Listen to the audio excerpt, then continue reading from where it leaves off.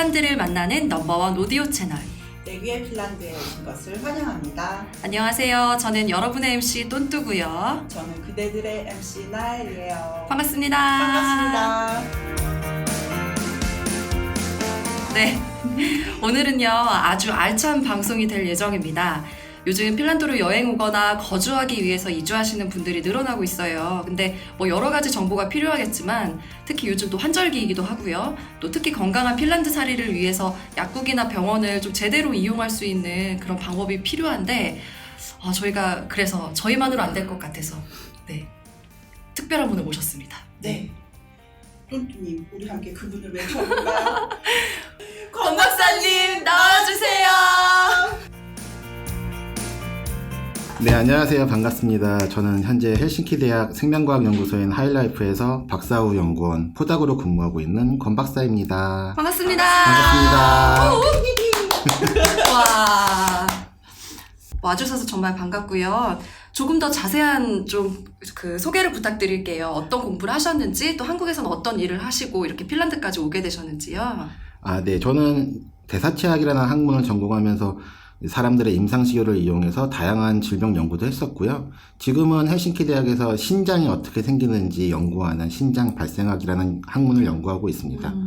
저 원래 학부 때는 생명과학을 전공했는데 석사 박사 과정에서는 약대랑 의대에서 공부를 했고, 핀란드에 오기 전에는 한국에서 제약회사에서 연구원으로 근무하면서 신약 개발 업무도 담당을 했었습니다. 네. 오늘은 핀란드에서 지내면서 약국과 병원을 이용하는 데 도움 되실 만한 내용들을 몇 가지 소개해드리고자 방송에 참여하게 됐습니다. 반갑습니다. 네, 감사합니다. 와. 저희가 사실 이거 방송에서 느껴지실지는 모르겠지만 지금 저랑 저 MC 날이랑 똔뚜님도 이렇게 눈 보면서 방송하는 게 어색해요. 어색해요. 심지어 우리 게스트까지 셋이 있으니까 우리 지금 이거 어떡해.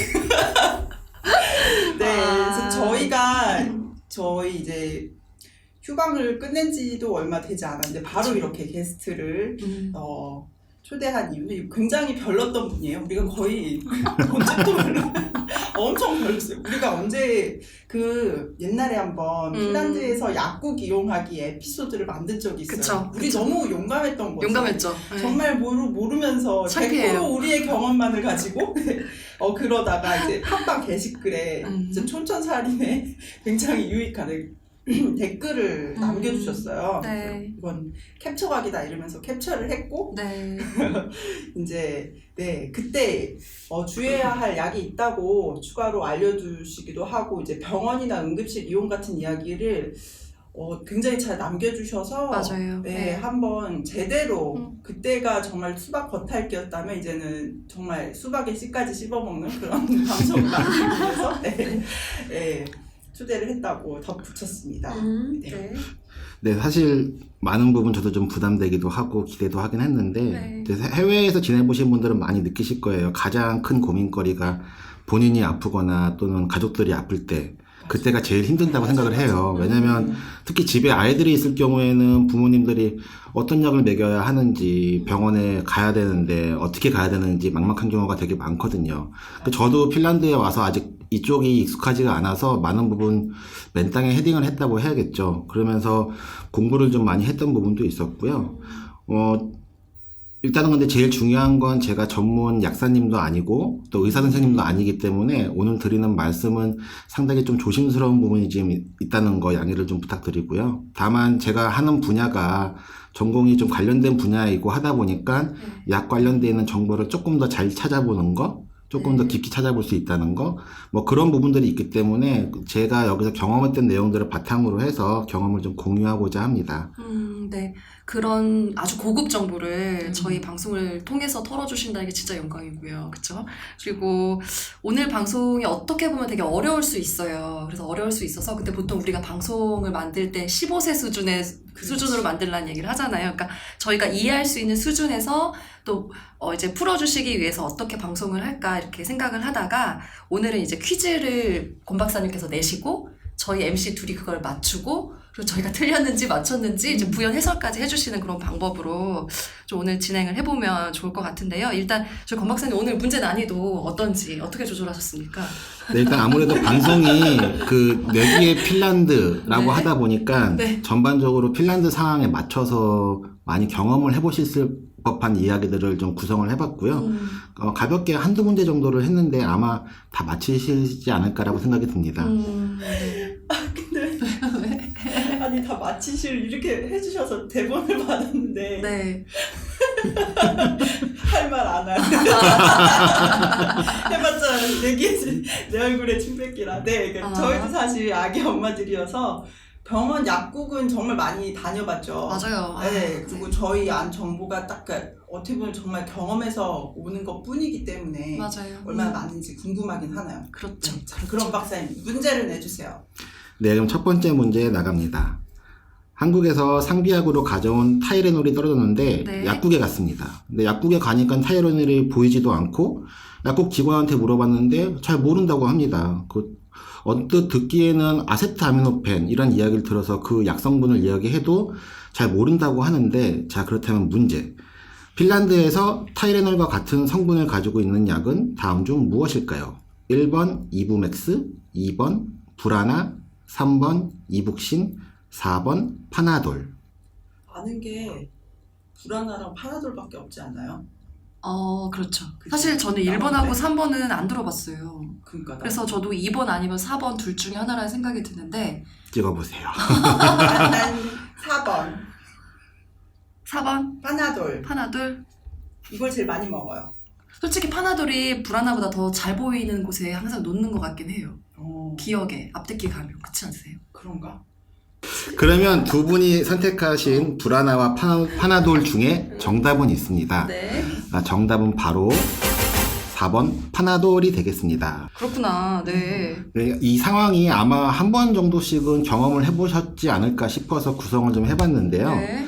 타이레놀 정말 익숙한 약인데 막상 핀란드에서는 구경할 수가 없는 그 이름이 타이레놀이 아닐까 맞아, 생각이 맞아요. 됩니다. 맞아. 한국은 완전 만능인데 타이레놀. 그렇죠. 그렇죠. 그래서 일단 타이레놀에 대해서 가볍게 말씀을 드리면 일단 문제에 나왔듯이 주요 성분은 아세트아미노펜이라고 하는데 약국에 가셔서 아세트아미노펜이라고 말씀하셨는데 우연히 정말 운 좋게 약사님을 만났다라고 하시면 파라세타몰 하면서 다른 약을 안내해 주실 거예요. 근데 만약에 약국 직원분께서 여쭤보면은 그 처음 들어보는 약인데요. 이런 경우도 있는데 네. 이 내용은 제가 일전에도 댓글에서 한번 말씀드린 적이 있습니다. 네. 약국에 가셔서 일단 기본적으로 약을 구매하실 때에는 특정 약 성분을 말씀하시는 것보다 약 제목을 말씀하시는 것보다 약 성분을 말씀하시는 게 좋아요. 예를 들어서 불아나, 파나돌 이렇게 찾으시는 것보다 성분명, 예를 들어서 파라세타몰 아니면 이부프로펜 이런 식으로 말씀을 하시는 게 낫는데, 이게 왜냐면 가장 큰 이유는 약을 복용하는 사람이 어른인지 아이인지 남성인지 여성인지 그 증상이 어떤 건지를 듣고 약사님이 추천해 줄 수가 있는데 그게 가장 큰 이유라고 할 수 있고요. 두 번째는 정말 핀란드 특이적인 상황인데 네. 핀란드 사람들한테 A약 있습니까 하면은 A약이 없으면 진짜 없습니다 하고 말아요. 융통성이 없어. 한국이면은 뭐 A약 있습니까 그러면 아니요, 그거 말고 똑같은 거 이런 약이 있으니까 요런 게 있습니다 말씀하시는데, 핀란드 사람들은 물어본 게 A니까 없다. 없으면 없다. 그래서 그렇기 때문에 더더군다나 핀란드에서는 특정 약 이름을 말씀하시는 것보다 성분으로 말씀하시는 게 확실히 효과가 있습니다. 그러면 저희가 원래 먹던 한국 약을 이제 포털 같은 데 검색을 하면 그런 성분 같은 것들이 나오나요? 잘 나오죠. 한국 같은 경우에는 일단 요즘에 너무 잘 나와 있어서 뭐 다음 네이버 메이저 그런 포털에 쓰시면 네. 기본적으로 나오기도 하고요. 아니면 뭐 약학정보원 이런 데에서 정보를 찾을 수도 있고. 네. 약학 정보원. 네. 근데 요즘에는 구글이 워낙 잘 돼 있어서 구글에 치시면 맞아요. 자세한 내용들이 전문적인 내용까지 금방 나오니까 최소한 많이 복용하시는 약들은 약 성분 정도는 알고 계시는 게 도움이 될 겁니다. 맞아요. 그러면 이제 성분만 알면은 이렇게 여행 나와가지고도 그렇죠. 어딜 해외여행 가서는 할 때. 뒤에 네. 성분을 보고 약을 사면 되니까. 네. 그렇죠. 그러니까 부연 설명을 드리면 네. 보기에서 말씀드린 1번, 2번, 3번 이부맥스, 불아나, 이북신 이런 약들은요. 알고 보면 다 같은 약이에요.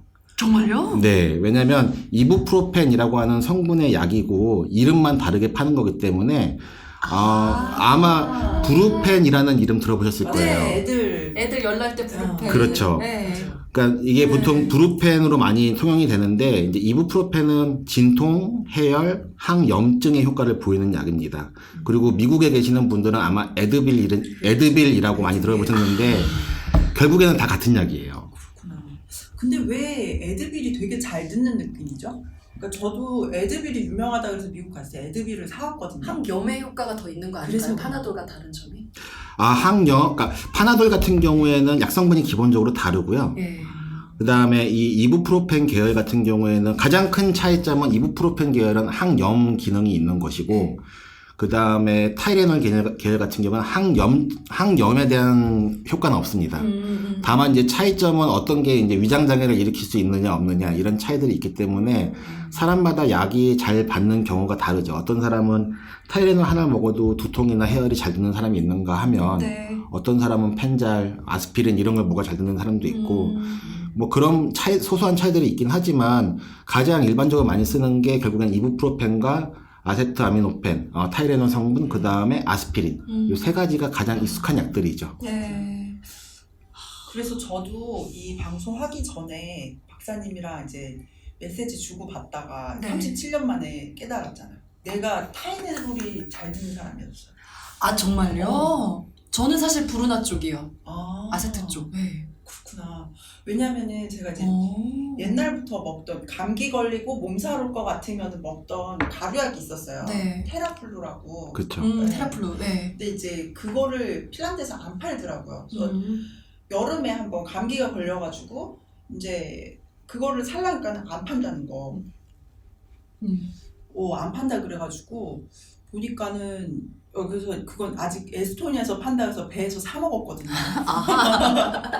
그래서 이거 왜 안 파나요? 부터 해가지고 알고 보니까는 그게 타이레놀하고 또 뭐 섞은 걸 콤블약? 네네. 그런 것들이 섞여 있는 경우도 있고, 그 다음에 특히나 해외 같은 경우에는 항생제를 잘 안 팔기 때문에 맞아. 감기약을 보면 뜨거운 물에 타먹는 차 형태로 네. 나온 것들이 되게 많아요. 맞아요. 근데 거기도 이제 자세하게 들여다보면 어떤 것들은 아스피린 계열이 들어가 있는 게 있고요. 어떤 계열은 타이레놀 성분을 베이스로 하는 것도 있고, 뭐 약간의 차이는 있어요. 근데 보통은 이제 그 뜨거운 물에 타서 드시면 땀 쫙 나고, 그 다음에 잠 푹 자고, 다음 아침에 좋다라고 하는데, 결국에는 이제 이게 얼마만큼 빨리 몸에 흡수가 되느냐, 이제 그런 차이, 이제 기본적인 성분 다 똑같거든요. 그래서 굳이 다른 나라에 가서까지 사실 필요는 없고, 한국에서 잘 듣던 약, 아니면 지금 여기서 잘 듣는 약의 성분을 알고 계시면, 다른 나라 가셔도 그런 관련되어 있는 약 성분을 말씀을 하시면 구할 수가 있어요. 근데 네. 물론, 나라에 따라서 약간의 이제 판매가 되고 안 되고가 있는데, 뭐, 가장 쉬운 예로는 아스피린이 한국에서는 500mg짜리가 지금은 판매가 안 되는 걸로 알고 있어요. 지금 다시 풀렸는지 모르겠는데, 100mg은 팔고는 있는데, 500ml 계열이 2017년 말인가 그때부터 해서 판매 금지가 막 돼서 한창 이슈가 된 적이 있어요.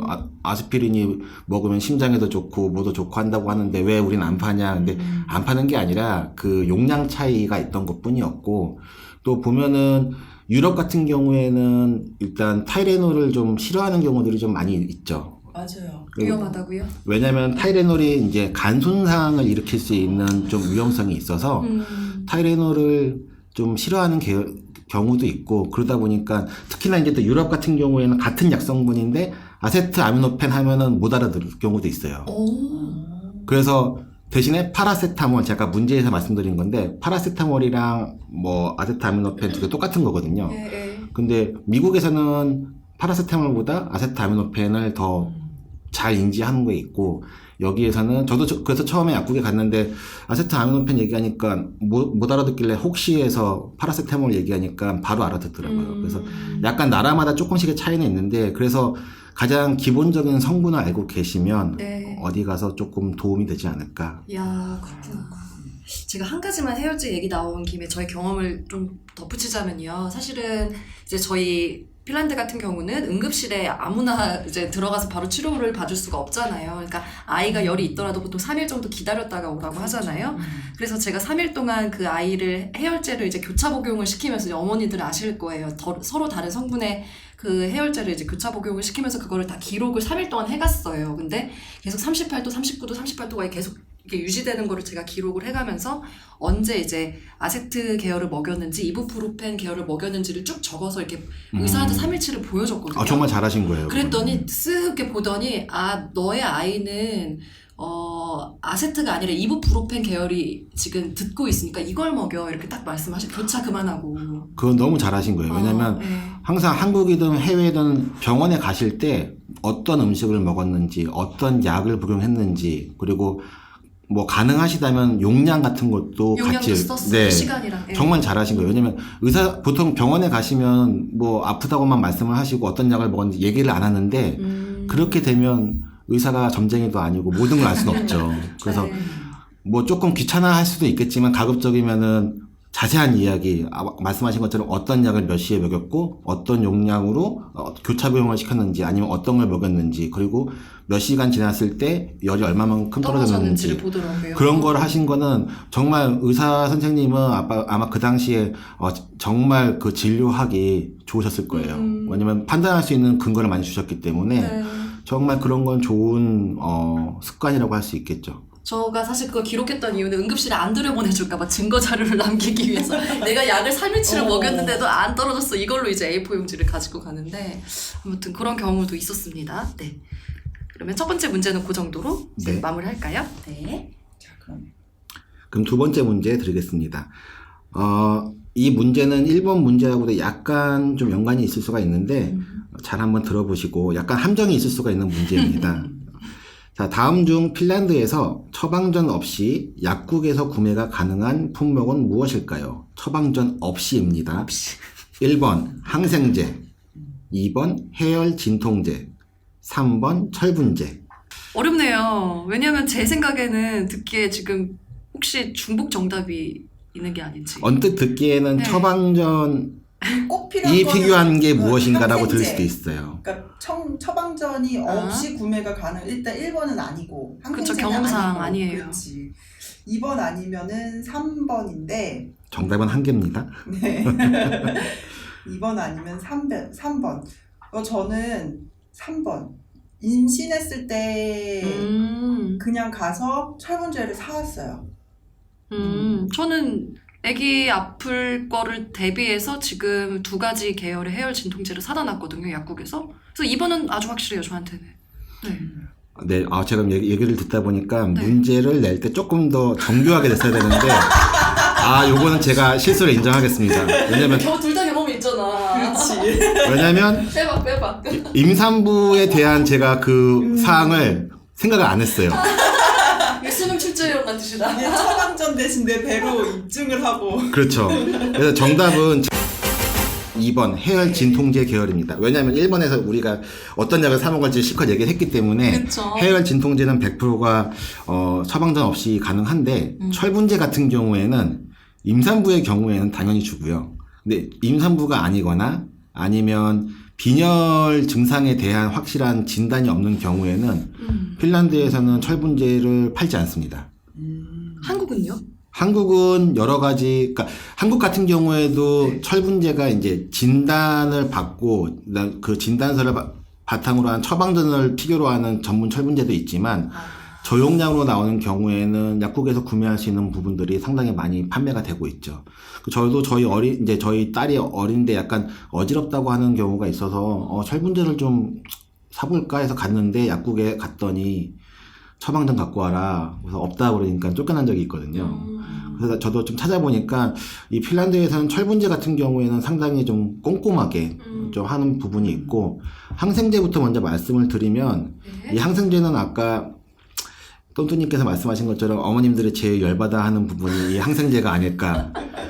일단 기본적으로 이건 핀란드뿐만 아니라 전 세계 공통으로 이제 처방전이 있어야지만 구매가 가능한데, 이 핀란드 같은 경우에 아이가 열이 펄펄 나기 시작해서 병원에 갔는데 달라는 약은 주지도 않고, 선생님 만나러 갔는데 응급실에 흔히 말하는 깔아놓고 네. 몇 시간 동안 기다리고 네. 막상 선생님을 만났는데 선생님 하시는 말씀이 열나는 건 당연한 거고 몸이 이겨내는 거니까 당연한 거다. 좋은 신호다. 그리고 열이 뭐 38도 이상으로 아까 말씀하신 것처럼 뭐 3일 이상 지속이 됐냐, 뭐 해열제가 안 듣느냐 이런 경우에 한해서 그러면 추가 검사를 해보자 하시는 거가 많고 대부분 하시는 말씀이 물 많이 먹고 과일 많이 먹고 비타민 먹고 한 일주일 지나면 뭐 좋아질 거다 이런 얘기를 정말 많이 들었어요. 그래서 아마 그런 경험들이 있지 않을까 생각이 듭니다. 네.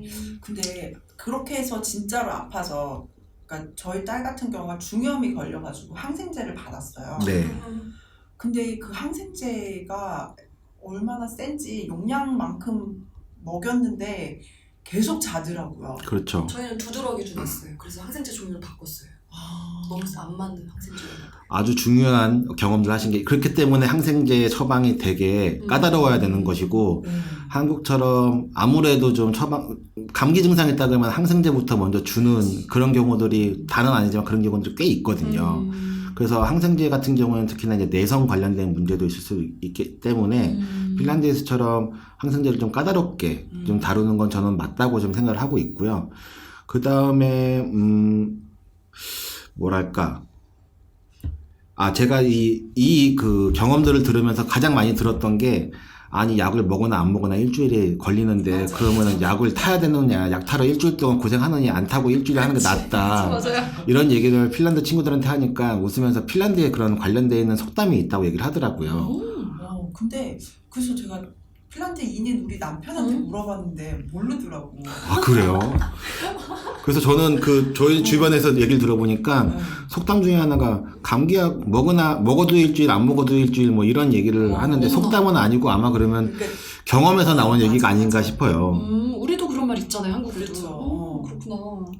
그리고 이제 해열 진통제 같은 경우로 넘어가게 되면 일본에서 좀 자세하게 말씀을 드렸던 거고 다시 한번 강조를 드리자면 제품명보다 성분명으로 말씀하시는 게 제일 좋고요.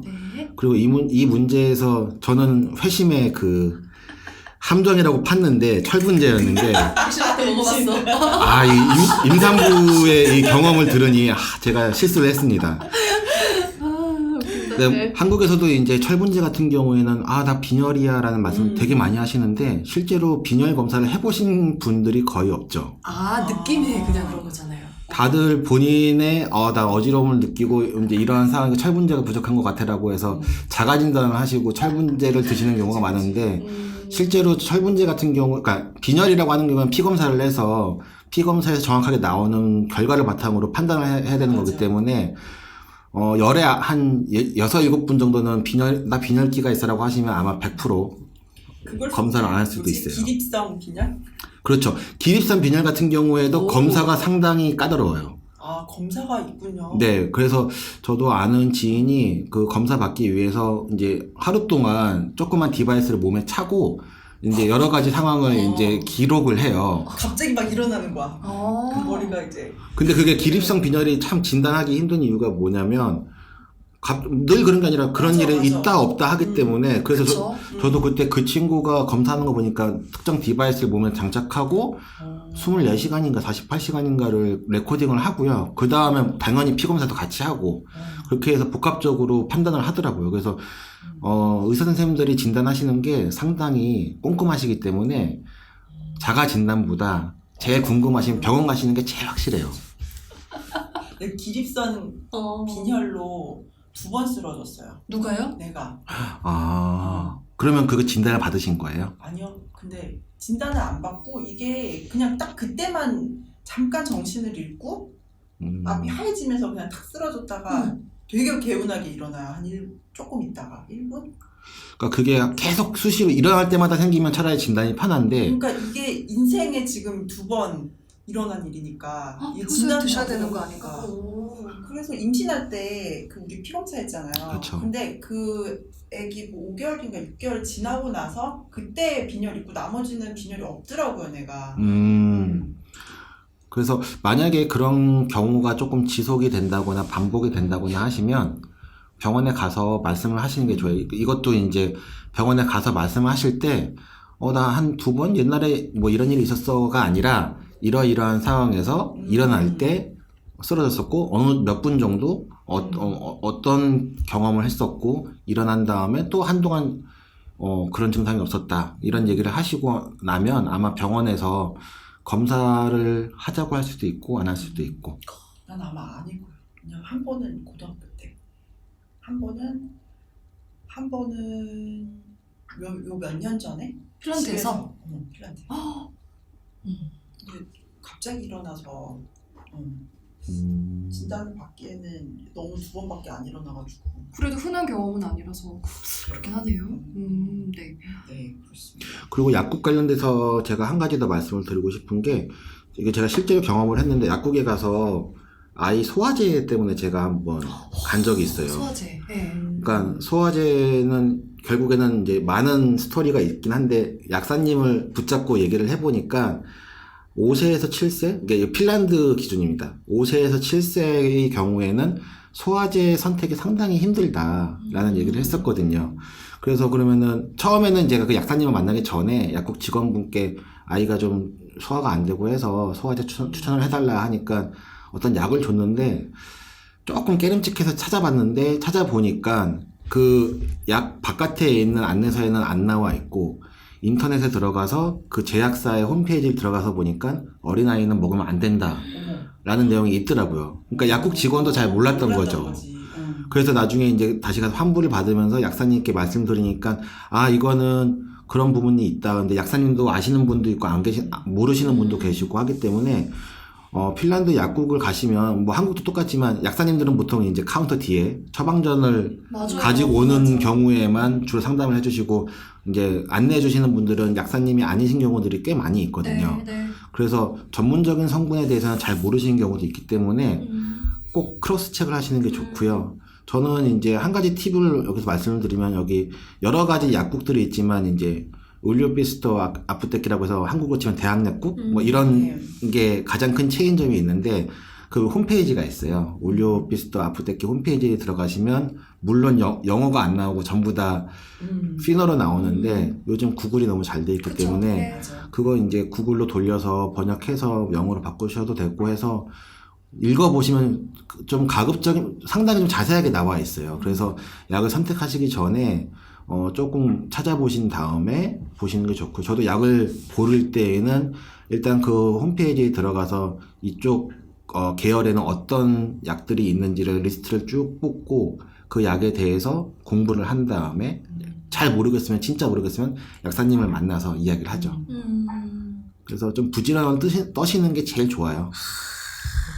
내가 발품을 팔아야 살 수 있는 핀란드입니다 보니까.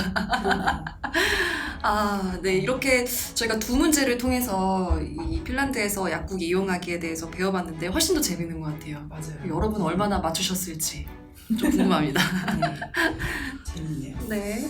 자, 이렇게 퀴즈를 다 풀었지만 바로 권 박사님을 보내드릴 수는 없죠. 네, 비싼 분이라서요. 네. 굉장히.